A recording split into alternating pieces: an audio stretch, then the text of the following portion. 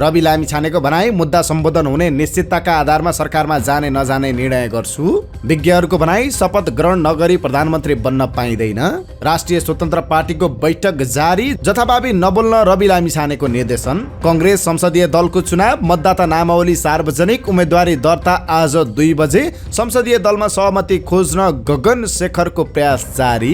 वादी समुदायका युवतीहरूको पीडा, सरकारले शिक्षामा विभेद गर्दा यौन व्यवसाय अँगाल्न बाध्य छौं। माधव नेपालको घोषणा, वामपन्थीको सरकार बन्दैन, यो अल्म ल्याउने कुरा मात्र हो। राप्रपालाई सरकारमा जान हतारो नभएको अध्यक्ष राजेन्द्र लिङदेनको भनाई। दाइजो पीडित नेहा चौधरीको पत्रकार सम्मेलन। 3 करोडमा मेरो इज्जत किन्न खोज्यो, कुनै पनि हालतमा डिभोर्स दिन्न। भेलु बाजेले जथाभावी बोलेपछि सिडिओलाई निवेदन, युट्युबरलाई निगरानी गर्न आग्रह। गोल्डन ग्लोब्सका साथ मार्टिनेजले गरेको हरकत सर्वत्र आलोचित। अर्जेन्टिनाको हारपछि एम्बापेले मुख खोले, भने हामी चाँडै फर्किन्छौँ। मेस्सी अब निर्विवाद सर्वकालीन महान फुटबलर। र स्वास्थ्य सम्बन्धी जानकारीमा आज मधुमेहका बिरामीले किन नजिकैबाट आगो र हिटर ताप्नु हुँदैन, यो सम्बन्धी जानकारी सहित देश विदेशका 35 महत्त्वपूर्ण खबर संक्षिप्त रूपमा लिएर आएका छौँ। हाम्रो भिडियो सामग्री अन्तिमसम्म हेर्नुहोला। नमस्कार, inside-nepal-news.com मा यहाँहरू सम्पूर्णलाई हार्दिक स्वागत छ। म सुजन पौडेल। आज मिति 2079 साल पुष महिनाको 5 गते मंगलबार, इस्वी सम्वत 2022 डिसेम्बर 20 तारिक। दर्शकबिन, सदाका दिन जस्तै आज पनि हामी देश दुनियाँको ताजा अनि महत्त्वपूर्ण खबर अपडेट सहित तपाईँ माझ उपस्थित भएका छौँ। तपाईले हाम्रो न्युज बुलेटिन कहाँबाट हेर्दै हुनुहुन्छ, कृपया आफ्नो गाउँठाउँको नाम तलको कमेन्ट बक्समा लेखिदिनु होला। दैनिक रूपमा ताजा अनि महत्त्वपूर्ण खबर अपडेटका लागि हाम्रो यस युट्युब च्यानललाई सब्स्क्राइब गर्न नबिर्सिनु होला। साथै प्रस्तुत गरेको सामग्री मन परेको छ भने कृपया हाम्रो भिडियो सामग्रीमा एउटा लाइक अवश्य गरिदिनु होला। दिनभरको न्युज अपडेट बेलुकी 5 बजे हाम्रो यस युट्युब च्यानलमा हेर्न सक्नुहुन्छ।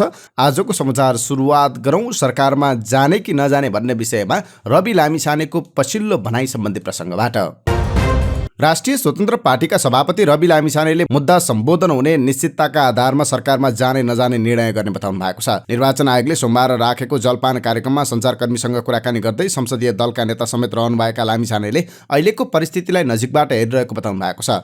उहाँले भन्नुभयो, हाम्रो एजेन्डा सम्बोधन हुने अवस्था आयो भने एउटा अवस्था होला, नभए सरकारमा जानका लागि मात्रै जानुको अर्थ हुँदैन भनेर छलफलमा छौँ। राजनीतिक दललाई संसदभन्दा बाहिरबाट सरकार बनाउने कुचेष्टा नगर्न विज्ञहरूले सुझाव दिएका छन्। संसदीय शासन पद्धतिमा संसदले नै सरकार बनाउने भएकाले सरकार जहिल्यै संसदप्रति उत्तरदायी हुने विज्ञहरूले बताएका छन्।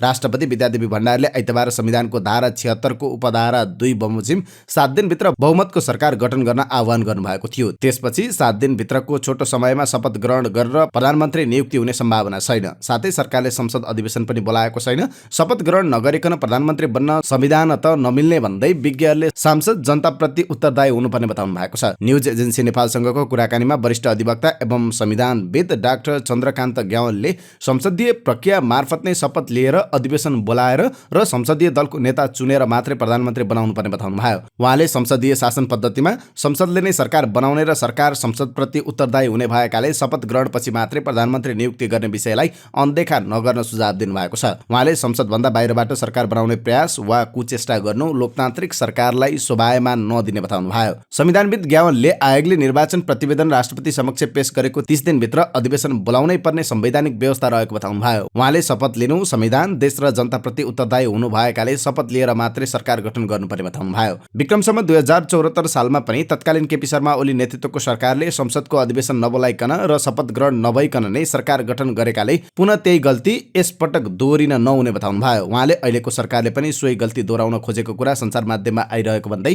संसदीय शासन पद्धति, गरिमा र सार्वभौम सत्ताप्रति अनदेखा गर्न नमिल्ने बताउनु भयो। त्यस्तै संघीय संसद सचिवालयका पूर्व सचिव मुकुन्द शर्माले प्रतिनिधि सभाको सदस्य नरहेमा प्रधानमन्त्री पदमा रहन नसक्ने अवस्था संविधानले परिकल्पना गरेको भन्दै शपथ ग्रहण नभई सरकार गठन हुन नसक्ने बताउनु भयो। उहाँले शपथ ग्रहण नगरिकन प्रधानमन्त्री पदमा रहेर गर्नुपर्ने औपचारिक कामहरू गर्न नमिल्ने बताउनु भयो। न्युज एजेन्सी नेपालसँग कुरा गर्दै पूर्व सचिव शर्माले संसद बाहिरबाट नै मन्त्री परिषद गठन गरिनु उपयुक्त नहुने भन्दै शपथ ग्रहण गरेर नै नयाँ सरकारको गठन हुनुपर्नेमा जोड दिनुभयो। प्रमुख निर्वाचन आयुक्त दिनेश कुमार थपलियाले नेपालमा सम्पन्न तिनै तहको निर्वाचनमा समानुपातिक तथा समावेशी प्रतिनिधित्व पर्याप्त नभएको बताउनु भएको छ। आयोगले प्रतिनिधि सभा तथा प्रदेश सभा सदस्य निर्वाचन 2079 सफलतापूर्वक सम्पन्न भएको अवसरमा सोमबार आयोजना गरेको जलपान कार्यक्रममा बोल्दै उहाँले यस्तो बताउनु भएको हो। प्रमुख निर्वाचन आयुक्त थपलियाले स्थानीय तहमा 41%, प्रदेश सभामा 36.36% र सङ्घीय संसदमा 33.83% महिला प्रतिनिधित्व कायम रहेको जानकारी दिनुभयो। यद्यपि सो प्रतिनिधित्व समानुपातिक र समावेशी प्रतिनिधित्वको दृष्टिले पर्याप्त नभएको उहाँले बताउनुभयो। उहाँले आगामी दिनमा समानुपातिक तथा समावेशी प्रतिनिधित्वलाई सहज, विशिष्ट र उपयुक्त बनाउनु पर्नेमा जोड दिनुभयो। रवि लामिछाने नेतृत्वको राष्ट्रिय स्वतन्त्र पार्टीको बैठक हिजो बसेको छ। सोमबार बिहानदेखि बुढा नीलकण्ठको होटल परेवामा राखिएको बैठक आज सकिँदैछ। संसदीय दलको नेतामा लामिछाने चयन भएपछि सांसदहरूलाई जथाभावी नबोल्न निर्देशन दिनुभएको छ। हामी संसदमा नयाँ पार्टी हौँ, सबै नयाँ सांसद पनि छौँ, धेरै विषयहरू हाम्रा लागि नयाँ छन्। लामिछानेको ब्रिफिङबारे बताउँदै एक सांसदले भन्नुभयो, तपाईहरू मिडिया लगायत सार्वजनिक ठाउँमा बोल्दा जिम्मेवारपूर्वक बोलिदिनुहोस्, पदको गरिमा राखेर बोल्नुहोस्। पार्टी र सरकारमा जाने विषयमा पार्टीको लाइनभन्दा बाहिर नबोल्न लामिछानेले निर्देशन दिनुभएको छ। हाम्रो पार्टीका विषयमा धेरैलाई जिज्ञासा छ, धेरैलाई कौतूहलता छ, हामीले धेरै विषयमा व्यवस्थित गर्नुपर्नेछ। लामिछानेले भन्नुभयो, पार्टीले गरेको निर्णयभन्दा बाहिर मनमा लागेका कुरा नबोल्नुहोला, जति पार्टीले निर्णय गरेको छ त्यति मात्र बोल्नुहोला। पार्टीमा विवाद आउने कुनै पनि विषय नउठाउन लामिछानेले निर्देशन दिनुभएको छ। लामिछाने नेतृत्वको पार्टीको आवासीय बैठकमा संसदीय प्रक्रिया, सांसदको भूमिका, कानून र पार्टीले लिने लाइन र योजनाका विषयमा ब्रिफिङ गराइने भएको छ। नेपाली कांग्रेसको संसदीय दल निर्वाचन समितिले संसदीय दलको नेता चयनका लागि मतदान गर्न मतदाताको नामावली सार्वजनिक गरेको छ। समितिले बुधबार हुने चुनावका लागि मतदाताका रूपमा कांग्रेसबाट निर्वाचित भएका सदस्यहरूको नामावली प्रकाशन गरेको छ। समितिले उम्मेदवारी दर्ताका लागि आज दिउँसो 2 बजेदेखि 3 बजेसम्मको समय तोकेको छ। निर्वाचन समितिका संयोजक भीष्मराज आङदेम्बेले यसअघि प्रकाशित निर्वाचन कार्यतालिका संशोधन गर्दै आज दिउँसो 2 बजेदेखि 3 बजेसम्म उम्मेदवारको नामावली दर्ता गर्ने कार्यक्रम राखिएको बताउनुभयो। मतदानको समय भने पहिले तोकिएकै अनुसार छ। कांग्रेस संसदीय दलको विधानमा प्रतिनिधि सभाका सदस्यहरूमध्ये एकजना संसदीय दलको नेता चयन हुने व्यवस्था छ। त्यसका लागि एक भन्दा बढीको दाबी परेको अवस्थामा 50% भन्दा बढी मत प्राप्त गर्ने नेता दलको नेतामा चयन हुने व्यवस्था छ। दलको नेता चयन गर्न कांग्रेसबाट निर्वाचित भएका सांसदहरू मतदाता हुन्छन्। यसपटक प्रत्यक्षतर्फ 57 र समानुपातिकबाट निर्वाचित 32 सांसद कांग्रेस संसदीय दलको नेताको चुनावमा मतदाता छन्।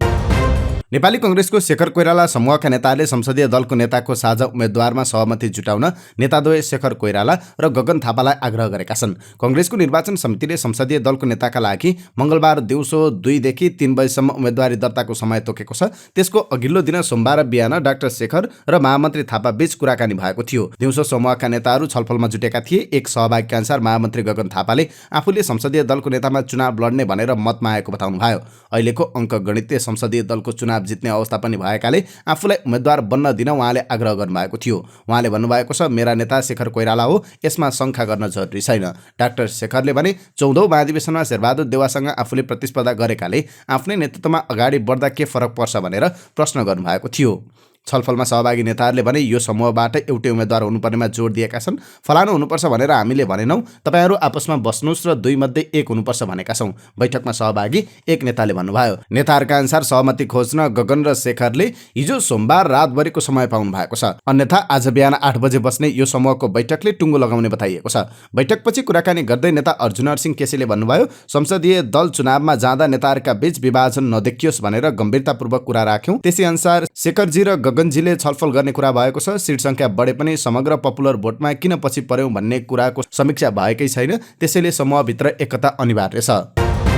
वादी समुदायका युवतीहरूले आफ्नो समुदायका लागि सरकारी तवरबाट छुट्टै कोठाको व्यवस्थापन गरिदिन आग्रह गरेका छन्। सोमबार वादी समुदायका युवतीहरूले काठमाडौँमा एक कार्यक्रमको आयोजना गर्दै पिछडिएको वर्गले अर्को पिछडिएको वर्गसँग भिडिरहनु परेको भन्दै वादी समुदायलाई छुट्टै कोठाको व्यवस्था सरकारले गरिदिनु पर्नेमा जोड दिएका छन्। उनीहरूले संविधानमा लेखेका कुराहरू कागजमा मात्रै सीमित हुँदा वादी समुदायलाई झनै पीडा थपिएको महसुस आफूहरूले गरेको बताए। वादी समुदायबाट पहिलोपटक उच्च शिक्षा हासिल गरेका वादी युवतीहरूले सरकारले वादी युवती को शिक्षामा विभेद गरेका कारण युवतीहरू बाध्यात्मक यौन व्यवसाय अगाल्न बाध्य भएको बताए। कार्यक्रमपछि सञ्चारकर्मीसँग बोल्दै वादी समुदायबाट पहिलोपटक स्नातकोत्तर गर्नुभएकी देवीसरा वादीले वादी समुदायलाई शिक्षामा विभेद गरिँदा वादी युवतीहरू बाध्यात्मक यौन व्यवसाय अगाल्न बाध्य भएको बताउनुभयो। उहाँले पहिला अशिक्षाका कारण यौन व्यवसायमा लाग्ने गरेको भए पनि पछिल्लो समय सरकार सहयोगी नभन्दा यौन व्यवसायमा लागिरहेको बताउनुभयो। उहाँले वादी समुदायका महिलाहरू घर खर्च धान्नका लागि भए पनि सानै उमेरबाट यौन व्यवसायमा लाग्ने गरेको रहेको बताउनुभयो। उहाँले आमाको नाममा नागरिकता बन्ने कानुन बने पनि बुबाको पहिचान खोज्दा हजारौं वादी युवाहरूले दुःख पाइरहेको बताउनुभयो। उहाँले 3 तहकै सरकार वादी समुदायका समस्याप्रति उदासीन बनेका कारण वादी समुदायका समस्या जस्ताको त्यस्तै रहेको बताउनुभयो। प्रधानमन्त्री शेरबहादुर देउवाले स्थानीय तहलाई क्रमशः आत्मनिर्भर संस्थाको रूपमा विकास गर्दै लैजानुपर्नेमा जोड दिनुभएको छ। सोमबार काठमाडौँमा नेपाल नगरपालिका सङ्घको 8औं राष्ट्रिय महाधिवेशन उद्घाटन गर्दै प्रधानमन्त्री देउवाले स्थानीय तहको स्रोत र साधनको पहिचानका साथ उचित उपयोग गर्दै क्रमशः आत्मनिर्भर संस्थाको रूपमा विकास गर्दै लैजानुपर्नेमा जोड दिनुभयो। जनताको अपेक्षा र आवश्यकताको उचित सम्बोधन हुने गरी स्रोत र साधनको उचित परिचालन गर्दै जनप्रतिनिधिको जनताप्रतिको दायित्व र जवाबदेहितालाई प्रभावकारी रूपमा पूरा गर्नुपर्ने उहाँले बताउनु भयो। कैलालीको अत्तरियामा आइतबार साँझ सुनचाँदी व्यवसायी विकास गौतम सुनारमाथि गोली प्रहार गर्ने समूहले 35 तोला सुन र 2 लाख रुपियाँ लुटपाट गरेको छ। अत्तरिया बजारबाट पसल बन्द गरेर गोदावरी नगरपालिका 1 बनखेत घरतर्फ मोटरसाइकलमा फर्किरहेका बेला गौतममाथि मोटरसाइकलमा आएका 2 जना बन्दुकधारले गोली प्रहार गरेका थिए। जिल्ला प्रहरी कार्यालयका प्रवक्ता प्रहरी नायब उपरीक्षक डीएसपी वेद प्रकाश जोशीले घाइतेको भनाइअनुसार उक्त परिणामको सुनका गरगहना र नगद सहितको झोला लुटपाट भएको हो। तर गौतममाथि गोली प्रहार गरेर लुटपाटमा संलग्न व्यक्तिको पहिचान हुन सकेको छैन। घटना भए लगतै हामीले संलग्नको खोजी गर्ने कामलाई तीव्र बनाएका छौँ, तर अहिलेसम्म ती व्यक्ति को थिए भन्ने बारे जानकारी पाइएको छैन, डीएसपी जोशीले भन्नुभयो। प्रदेश प्रहरी कार्यालय र जिल्लाबाट टोली खटाइएको छ। घटनामा जानकारी दिने पर्ने खालको प्रगति भएको छैन। सरकारले नीलगिरी खोला 1 र 2 जलविद्युत आयोजनाको 220 केबी प्रसारण लाइन निर्माणका लागि राष्ट्रिय वन क्षेत्र प्रयोग गर्न दिने भएको छ। सोमबार मन्त्रालयमा पत्रकार सम्मेलन गर्दै सूचना सञ्चार तथा प्रविधि मन्त्री ज्ञानेन्द्र बहादुर कार्कीले आइतबार बसेको मन्त्रिपरिषदको बैठकले गरेका निर्णयहरू सार्वजनिक गर्दै नीलगिरी खोला 1 र 2 जलविद्युत आयोजनाको 220 केबी प्रसारण लाइन निर्माणका लागि राष्ट्रिय वन क्षेत्र प्रयोग गर्न दिने निर्णय गरेको बताउनुभयो। उहाँले सरकारले माथिल्लो फावा खोला जलविद्युत आयोजना निर्माणका लागि राष्ट्रिय वन क्षेत्र प्रयोग गर्न दिने निर्णय पनि भएको बताउनुभयो। नेकपा एकीकृत समाजवादीका अध्यक्ष माधव कुमार नेपालले वामपन्थी शक्ति मिलेर सरकार बनाउने कुरा अल्मल्याउने कुरा मात्रै भएको बताउनु भएको छ।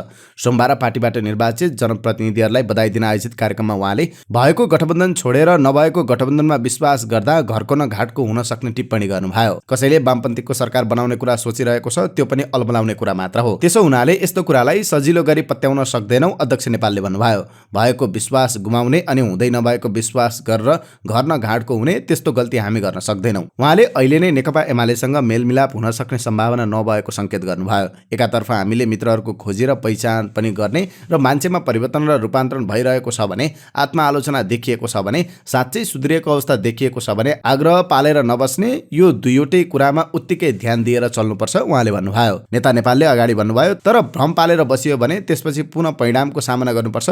त्यसपछि हामीलाई बचाउने कोही हुने छैन, घर न घाटको अवस्थामा पुग्नेछौँ। अध्यक्ष नेपालले अहिलेकै गठबन्धन कायम राख्ने भनेर संयुक्त वक्तव्य जारी गरिसकेको भन्दै गठबन्धनकै सरकार बन्ने बताउनुभयो। प्रहरी प्रधान कार्यालयले 9 जना प्रहरी नायब उपरीक्षकहरूको काज सरुवा गरेको छ। इलाका प्रहरी कार्यालय बुटोलमा डीएसपी दानबहादुर थापालाई सरुवा गरिएको छ। जिल्ला प्रहरी कार्यालय रामेछापमा होमबहादुर पराजुली जानुभएको छ। रामेछापका राजकुमार थिङ प्रहरी प्रधान कार्यालय स्थित प्रशासन विभागमा पुग्नु भएको छ। थिङ युएन शान्ति मिसनमा छनौट भएकाले उहाँलाई सरुवा गरिएको प्रहरी प्रधान कार्यालयका एकजना अधिकृतले जानकारी दिनुभयो। उपत्यका अपराध अनुसन्धान कार्यालयमा कार्यरत दिलबहादुर मल्ल लुम्बिनी प्रदेश प्रहरी तालिम केन्द्र बुटोल सरुवा हुनुभएको छ। करिब 2 महिनादेखि क्रिकेटर सन्दीप लामिछानेले कारागारमा कैदी जीवन भोगिरहेका छन्। उनी केन्द्रीय कारागार सुन्दाराको चौगेराभित्र कैद छन्। खुल्ला क्रिकेट मैदानमा बलिङ गरेर चम्किएका लामिछानेमाथि एक नाबालिकालाई बलात्कार गरेको आरोप लागेपछि जिल्ला अदालत काठमाडौँले 18 कार्तिकमा पूर्वपक्षका लागि जेल चलान गर्ने आदेश दिएको थियो। तर जेल जीवन भोगिरहेका लामिछानेको हातबाट क्रिकेट बल भने खोसिएको छैन। उनी पछिल्लो समय कारागारभित्रका कैदीबन्दीसँग नियमित क्रिकेट खेलिरहेका छन्। केही कैदीहरूलाई क्रिकेटबारे प्रशिक्षण समेत दिइरहेका छन्। सुन्दारा कारागारका प्रमुख जेलर ईश्वर प्रसाद पाण्डेका अनुसार लामिछाने नियमित कैदी बन्दीसँग क्रिकेटकै अभ्यासमा व्यस्त हुन्छन्। हामीसँग बाहिरको जस्तो ठुलो क्रिकेट ग्राउन्ड त छैन, तर सामान्य खेल खेल्न पुग्ने मैदान छ। यही मैदानमा सन्दीप सहित अरू कैदी पनि क्रिकेट खेल्छन्, जेलर पाण्डेले भन्नुभयो। लामिछाने सहित केही कैदीहरूले कुनै विशेष दिन परेका बेला छुट्टा छुट्टै टिम बनाएर खसी बाजी राखेर खेल्नेदेखि अन्य प्रकारका शैलीमा पनि क्रिकेट खेल्ने गरेको पाण्डेको भनाइ छ। कतिपय खेल्न नजानेकालाई सन्दीपले सिकाएर पनि खेलाउने गरेको पाण्डेले बताउनुभयो। सन्दीपको पक्षबाट बहस गर्ने अधिवक्ता मुरारी सापकोटा पनि सन्दीपको कैद जीवन सामान्य नै रहेको बताउनुहुन्छ। उहाँ भन्नुहुन्छ, पहिलाको तुलनामा अहिले सन्दीपमा केही मनोबल बढेको जस्तो देखिन्छ। निराश छन् तर हिम्मत हारेर हुँदैन भन्ने भाव देखिन्छ। अरू कैदी जस्तै क्रिकेट खेलिरहन्छन्। क्यारियर बारे भने केही चिन्तित देखिन्छन्। जिल्लाको आदेश विरुद्ध लामिछानेका वकिल उच्च अदालत पाटन पुगेका छन्। सन्दीप विरुद्धको पेशी उच्च अदालत पाटनले बिहिबारका लागि तोकेको छ। जिल्ला अदालतले पनि यो बीचमा सन्दीप र पीडित पक्षको बकपत्र लिने काम जारी राखेको छ। बकपत्र सकिए लगत्तै मुद्दा फैसला गर्नेतर्फ जिल्ला अदालत लाग्नेछ। तर बिहिबार उच्च अदालत पाटनले थुना बाहिर नै बसेर मुद्दा लड्ने व्यवस्था गरे उनी जेलमुक्त हुनेछन्। बलात्कारको आरोप पुष्टि भएको खण्डमा भने सन्दीपलाई 10 देखि 12 वर्ष कैद सजाय हुनेछ। नेकपा एकीकृत समाजवादीका सम्मानित नेता एवं पूर्व प्रधानमन्त्री झलनाथ खनालले सबै दलहरू मिलेर काम गर्नुको विकल्प नरहेको बताउनु भएको छ। सोमबार पार्टी केन्द्रीय कार्यालयमा भएको नवनिर्वाचित सांसदहरूलाई बधाई ज्ञापन कार्यक्रममा बोल्दै उहाँले यस्तो बताउनु भएको हो। सम्मानित नेता खनालले जनताले कुनै पनि एक दललाई बहुमत नदिएकाले सबै मिलेर काम गर्नुको विकल्प नरहेको बताउनु भयो। उहाँले आगामी 1 हप्ताभित्र सरकार कस्तो बन्छ भन्ने छिनोफानो भइसक्ने भन्दै सरकारले सही दिशा दिन सक्नुपर्ने बताउनु भयो। राष्ट्रिय प्रजातन्त्र पार्टीका अध्यक्ष राजेन्द्र लिङदेनले राप्रपालाई सरकारमा जान हतारो नभएको बताउनु भएको छ। सोमबार पार्टीको केन्द्रीय सचिवालयले आयोजना गरेको पार्टीबाट निर्वाचित सांसदहरूलाई स्वागत तथा बधाई ज्ञापन कार्यक्रममा बोल्दै अध्यक्ष लिङदेनले राप्रपालाई सरकारमा जान हतारो नभएको बताउनु भएको छ।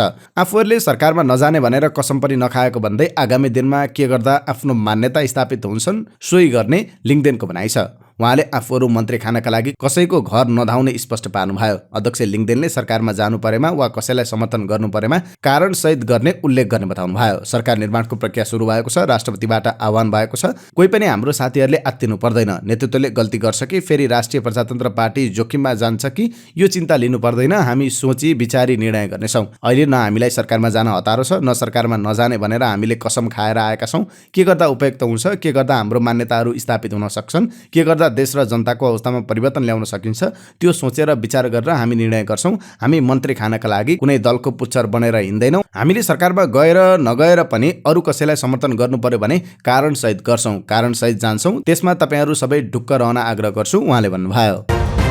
नेकपा एमालेका महासचिव शङ्कर पोखरेलले सहरिया मध्यम वर्ग अस्थिरताको कारक भएको टिप्पणी गर्नुभएको छ। सोमबार नेपाल नगरपालिका सङ्घले गरेको कार्यक्रममा उहाँले स्थानीय चुनाव र प्रतिनिधि सभा चुनावको मत परिणामले सहरिया मध्यम वर्गमा विचलन देखिएको पुष्टि हुने बताउनु भयो। उहाँले कार्यक्रममा सहभागी नगरपालिकाका प्रतिनिधिलाई सम्बोधन गर्दै भन्नुभयो, आज अस्थिरता कसका माध्यमबाट भइरहेको छ भन्दाखेरि सहरिया मध्यम वर्ग सबभन्दा ज्यादा असन्तुष्ट भइराखेको छ नेपालको राजनीतिक प्रणालीप्रति। त्यो कसको मातहतमा छ भन्दाखेरि तपाईँहरूको नेतृत्वको मातहतमा छ। तपाईँहरूले उनीहरूलाई सन्तुष्ट गर्न सक्नुभयो भने राजनीतिक स्थिरतातर्फ हामी मुलुकलाई लैजान सक्छौँ। तपाईँले आफ्नो ठाउँको जनतालाई सन्तुष्ट पार्न सक्नु भएन भने मुलुक अस्थिरताको भुमरीमा फस्छ। सहरिया मध्यम वर्गमा परिवर्तन भन्दा पनि विचलन देखिएको भन्दै महासचिव पोखरेलले त्यस्तो व्यवहारले स्थायित्वलाई खलबलाउने काम गरेको आरोप लगाउनु भयो। सहरिया मध्यम वर्गमा सांस्कृतिक अतिवादतर्फ एउटा, अर्को सांस्कृतिक स्वच्छन्दतातर्फ अर्को जमात तयार हुँदैछ। दुवै चिजहरू समाजको स्थायित्व, शान्ति र विकासका लागि साधक होइन। आज सहरिया मध्यम वर्गबीच जुन प्रकारको विचलन देखा परेको छ त्यो परिवर्तन होइन, विचलन हो, उहाँले भन्नुभएको छ। उहाँले हरेक चुनावमा नयाँ नयाँ प्रयोग गरेर राष्ट्र बन्न नसक्ने टिप्पणी पनि गर्नुभयो। हरेक वर्ष नयाँ नयाँ प्रयोग गरेर राष्ट्र बन्न सक्छ प्रश्न गर्नुभयो। काठमाडौँ उपत्यकामा एकपल्ट विवेकशील साझाको रूपमा प्रयोग गरियो, आज अर्को प्रयोग हुँदैछ। फेरि अर्को प्रयोगको नाममा स्थायित्वलाई खलबलाउने खालको काम हुन्छ।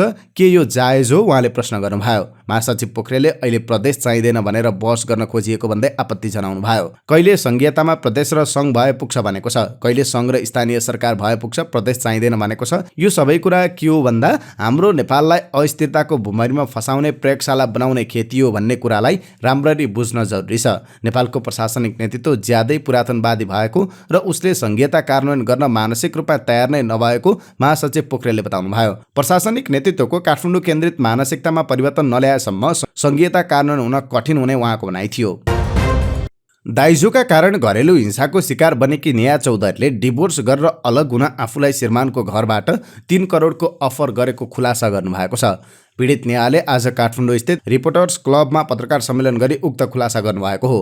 उहाँले जति लोभ दिए पनि आफूले कुनै पनि हालतमा डिभोर्स नदिने बताउनु भयो। धेरैले मलाई भन्छन् पैसाका लागि यस्तो गरेकी हो, उनले भनिन् 3 करोड रुपियाँ कम्ती पैसा हो, प्रश्न गरेकी छन्। अहिलेसम्म मैले यति धेरै पैसा एकैपटक देखेको पनि छैन। 3 करोड लिएर कुरा टुङ्गाउँ भनेर मलाई भनेको छ, कसरी टुङ्गाउँ, उहाँले प्रश्न गर्नुभयो। 3 करोडमा मेरो इज्जत किन्न खोजेको हो, उहाँको अर्को प्रश्न थियो। अर्को बिहे गर्न खोजेको र पैसाका लागि यस्तो गरेको भनेर भ्रम फैलाउँदा दुःख लागेको बताउनु भयो। उहाँले आफू अहिले पनि डाक्टर पंकज चौधरीसँग बस्न चाहेको बताउनु भयो। नेहाले भन्नुभयो, म अलग हुन चाहेको भए पंकज जस्तै अदालत पुग्थे र डिभोर्स गरिहाल्थे। उहाँले आफ्नो श्रीमानको घरमा जान समेत प्रशासनले रोक लगाएको गुनासो गर्नुभयो। उहाँले भन्नुभयो, राम गोपालपुर आएपछि उठाएर थुनिदिन्छु भन्ने थ्रेट दिएको छ।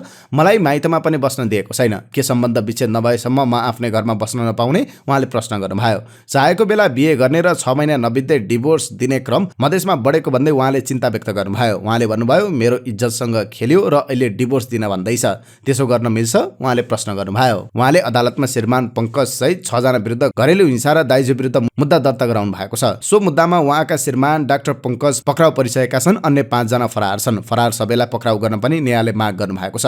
महोत्तरीको औरई 1 की न्यायको गत फागुनमा राम गोपालपुर 5 का डाक्टर पंकजसँग विवाह भएको थियो। दाइजोमा नगद र सुनचाँदी गरी करिब 1 करोड बढी रुपियाँ न्यायका परिवारले दिएको थियो।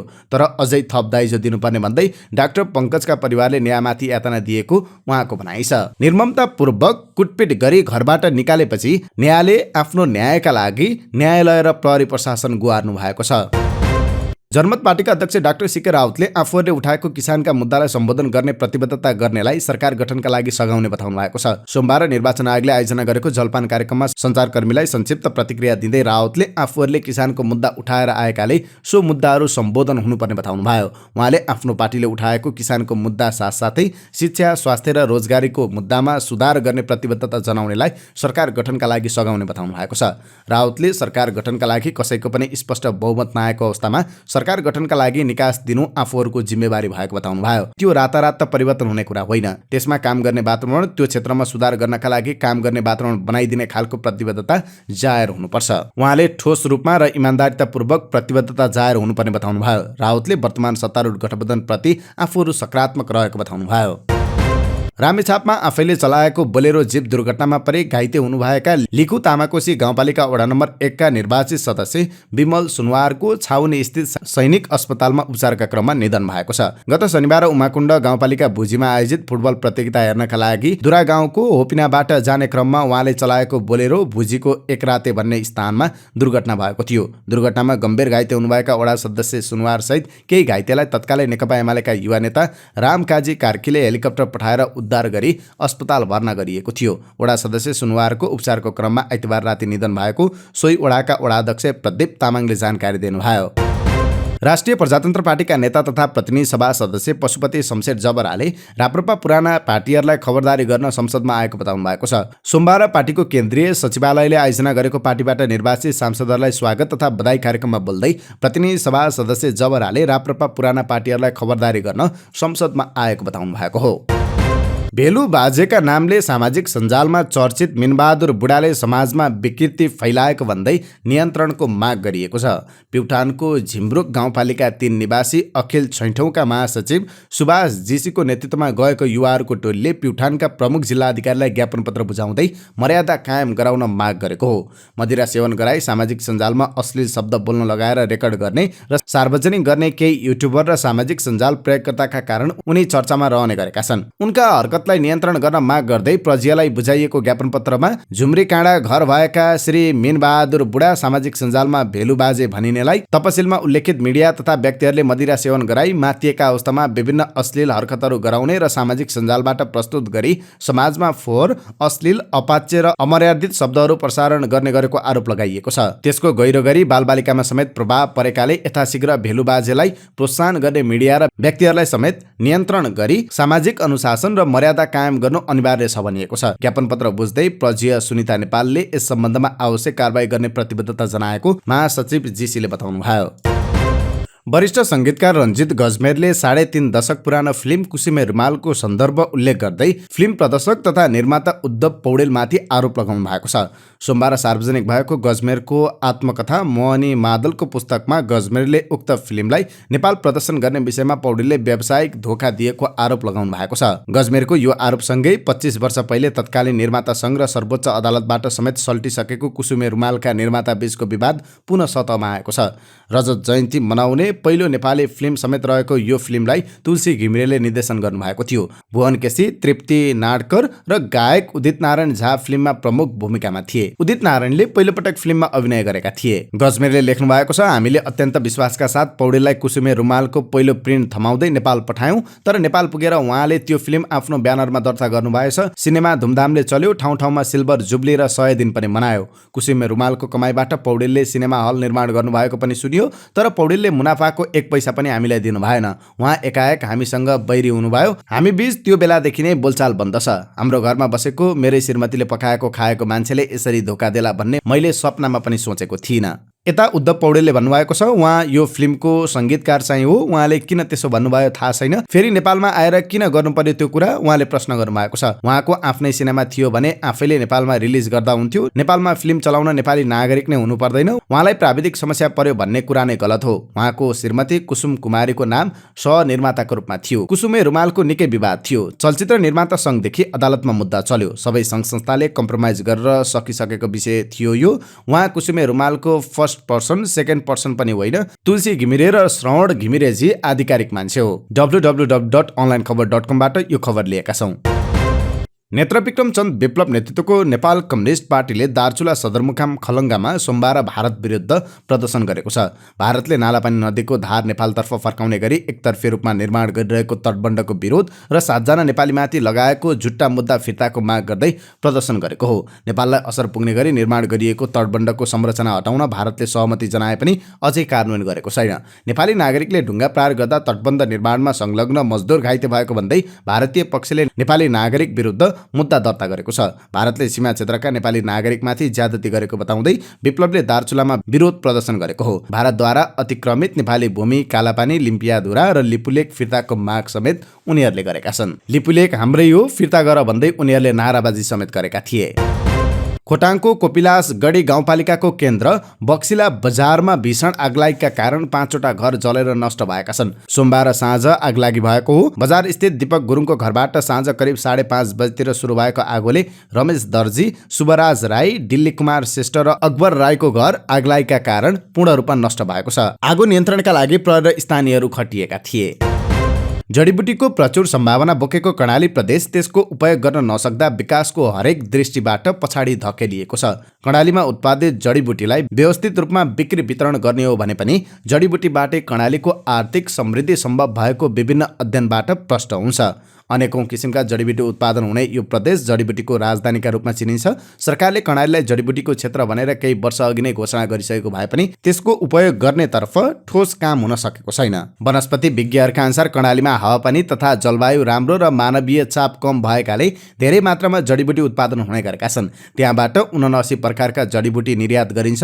कर्णालीमा 147 जातको जडीबुटी पाइने अनुमान गरिए पनि प्रशोधन भण्डारणका लागि नेपालगञ्ज लैजानुपर्ने बाध्यता छ।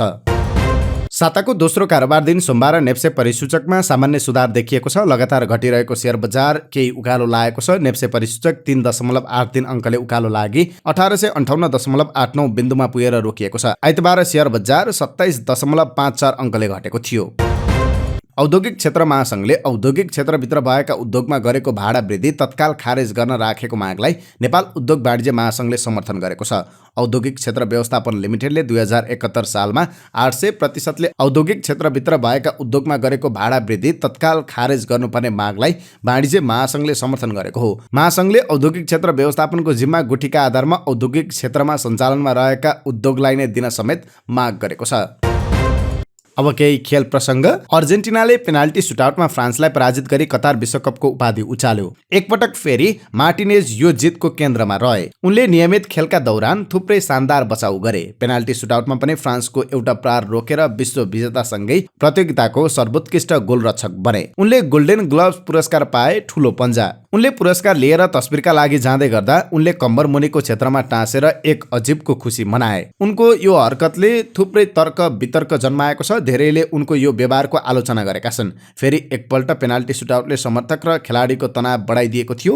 खेल सकिएपछि अर्जेन्टिनी सञ्चार माध्यम ला रेडसँगको कुराकानीमा उनले आफ्नो यो सेलिब्रेसन शैलीबारे खुलाए। मैले यसकारण यसो गरेँ कि फ्रान्सेलीहरूले मेरा विरुद्ध भोटिङ गरिरहेका थिए, उनले भनेका छन्। उनले आफ्नो उपाधि परिवारलाई समर्पित गर्न चाहेको बताए। म यो सफलता आफ्नो परिवारप्रति समर्पित गर्न चाहन्छु। म निकै शान्त स्थानबाट आएको हुँ। म यो उनीहरूप्रति समर्पित गर्न चाहन्छु, उनले भनेका छन्। यद्यपि खेलपछि मार्टिनेजको व्यवहारले भने सबैलाई भावुक बनाएको थियो। फाइनलमा पराजित भए पनि फ्रान्सेली राष्ट्रपति इमानुएल मैक्रोले केलियन एम्बापेलाई सान्त्वना दिइरहेको दृश्यमा मार्टिनेज पनि सँगै थिए।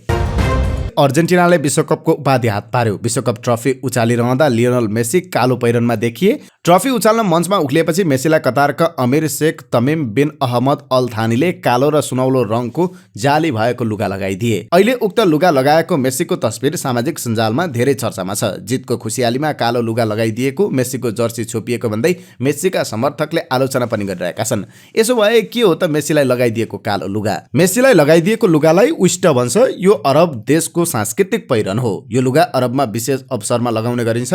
कतार टुर्नामेन्ट आयोजक समितिका महासचिव हसन अल थवाडीका अनुसार यो विशेष समारोहमा लगाइन्छ। मेसीको जितको सम्मानमा कतारले उनलाई यस्तो लुगा लगाइदिएको हो। कतारमा सम्पन्न विश्वकप फुटबलमा गोल्डेन बुट विजेता केलियन एम्बाप्पेले फ्रान्स फेरि लयमा फर्किने बताएका छन्। यद्यपि भिडन्तमा अर्जेन्टिनासँग पराजित हुँदा फ्रान्स लगातार दोस्रो पटक विश्वकप जित्नबाट चुकेको थियो। हारपछि सबैभन्दा तनावमा देखिएका थिए एम्बाप्पे। गोल्डेन बुट जित्दा पनि उनी खुसी देखिएनन्, तर उनले सोमबार अपराह्न ट्विट गर्दै आफूहरू फेरि फर्किने बताएका छन्। यद्यपि विश्वकप अघिको एक पत्रकार सम्मेलनमा यो पटक पनि युरोपेली देशबीच नै उपाधि भिडन्त हुने उनले बताएका थिए। एम्बाप्पेले त्यसबेला दक्षिण अमेरिकी फुटबल अझै विश्वस्तरको भइ नसकेको तर्क गरेका थिए, तर उनको यो तर्कलाई अर्जेन्टिनाले फेल गराइदिँदै एम्बाप्पेकै फ्रान्सलाई हराएर उपाधि जितेको छ। लियोनल मेसी अब निर्विवाद सर्वकालीन महान फुटबलर बनेका छन्। विश्वकप फुटबलको उपाधि जितेसँगै उनी सर्वकालीन महान फुटबलर हुन् कि होइनन् भन्ने विवाद अन्त्य भएको छ। मेसीले 7 पटक फिफा वर्ष खेलाडी अवार्ड जिते पनि विश्वकप उपाधि हात नपारेकाले पेले र म्याराडोनासँग तुलना गर्न नहुने तर्क रहँदै आएको थियो। फिफा विश्वकपको आधिकारिक फेसबुक पेजमा पनि सर्वकालीन महान खेलाडी विवाद समाधान भएको उल्लेख गरेको छ। मेसीले क्लब फुटबलका सबै उपाधि र व्यक्तिगत अवार्ड जिते पनि विश्व विजेता बन्न सकेका थिएनन्। मेसीले सन् 2005 मा सिनियर अन्तर्राष्ट्रिय फुटबलमा डेब्यू गरेका थिए। सन् 2008 मा अर्जेन्टिनाले ओलम्पिक फुटबलमा स्वर्ण पदक जित्दा मेसी टोलीको प्रमुख सदस्य थिए। अन्डर 23 राष्ट्रिय टोली सहभागी हुने भएकाले त्यसले मेसी महानताको बहसमा खासै अर्थ राखेको थिएन। यसअघि राष्ट्रिय टोलीबाट उपाधि नजित्दासम्म मेसी र रोनाल्डो बीच को सर्वोत्कृष्ट खेलाडी भन्ने विवाद रहँदै आएको थियो। रोनाल्डोले 5 पटक फिफा वर्ष खेलाडी अवार्ड जितेका छन् भने सन् 2016 मा युरो कप पनि जितेका छन्। रोनाल्डो पनि सिनियर अन्तर्राष्ट्रिय फुटबल र युरोपियन च्याम्पियन्स लिगका सर्वकालीन सर्वाधिक गोलकर्ता हुन्। 35 वर्षीय मेसीले यसअघि क्लब फुटबलमा 11 पटक घरेलु लिग, 4 पटक च्याम्पियन्स लिग र 3 पटक फिफा क्लब विश्वकप जितेका थिए। सन् 2009 देखि 12 सम्म लगातार 4 वर्ष उनले फिफा वर्ष फुटबलर अवार्ड जिते। उनी लगातार सर्वाधिक यो अवार्ड हात पार्ने खेलाडी हुन्। 6 पटक युरोपियन गोल्डेन बुट प्राप्त गरेका मेसी अर्जेन्टिनाका 14 पटकका वर्ष फुटबलर पनि हुन्। अब के अन्तर्राष्ट्रिय प्रसङ्ग संक्षिप्त रूपमा। ट्विटरका प्रमुख कार्यकारी अधिकृत एलन मस्कले भविष्यमा आफू ट्विटरको जिम्मेवारीमा रहने वा नरहने राय दिन एक सर्वेक्षण पोस्ट गर्दै नतिजाको पालना गर्ने प्रतिबद्धता जनाएका छन्। उनले पोस्टमा सोधेका छन् के म ट्विटरको प्रमुख पदबाट हट्नुपर्छ? उनले निर्णय दिन ट्विटरका प्रयोगकर्तालाई हो वा होइनमा क्लिक गर्न आग्रह गरेका छन्। सोमबार मतदान सकिन 4 घण्टा बाँकी रहँदा करिब 1 करोड 40 लाख मतदाता मध्ये 56.7% ले होमा मतदान गरेका थिए। फलोअरसँगको ट्विटर एक्सचेन्जमा मस्कले आफूसँग प्रयोगकर्ताको रायभन्दा फरक सोच नभएको बताएका छन्। एक वरिष्ठ स्वास्थ्य अधिकारीले यस जाडो मौसमका दौरान चीनमा कोभिड-19 को 3वटा लहर देखिने बताएका छन्। उनले त्यसको पहिलो लहर सुरु भइसकेको बताएका छन्। यस महिनाको सुरुवातदेखि चीनले आफ्नो कडा कोभिड नीतिलाई कुकुलो पारेपछि संक्रमणको मामिला तीव्र रूपमा बढिरहेको छ। पछिल्लो तथ्याङ्क अनुसार प्रतिदिन देखिने सक्रिय संक्रमितको संख्यामा कमी देखिए पनि देशमा परीक्षणको संख्या पनि घटेका कारण यसमा कमी आएको हुन सक्ने आकलन गरिएको छ। आइतबार जारी भएको सरकारी तथ्याङ्कमा चीनमा 2097 जना नयाँ संक्रमित देखा परेका छन्। नाइजेरियामा पछिल्ला केही महिना यता हैजाको प्रकोप बढेको स्थानीय सञ्चार माध्यमले जनाएका छन्। हैजाको प्रकोपमा परि त्यहाँका कम्तीमा पनि 20 जनाको ज्यान गएको बताइएको छ। नाइजेरियाको दक्षिणी क्रस रिभर राज्यमा बढी मात्रामा हैजाको प्रकोप बढेको देखिएको र ज्यान जानेमा सोही राज्यका नागरिक बढिरहेको अधिकारीहरूले बताएका छन्। अब आजका लागि स्वास्थ्य सम्बन्धी जानकारी। स्वास्थ्य सम्बन्धी जानकारीमा आज हामीले मधुमेह अर्थात् सुगरका बिरामीले नजिकैबाट आगो र हिटर किन ताप्नु हुँदैन यो सम्बन्धी जानकारी लिएर आएका छौँ। चिसो मौसममा मधुमेहका बिरामीले आगो हिटर ताप्दा धेरै नजिक बसेर नताप्न चिकित्सकहरूको सुझाव छ।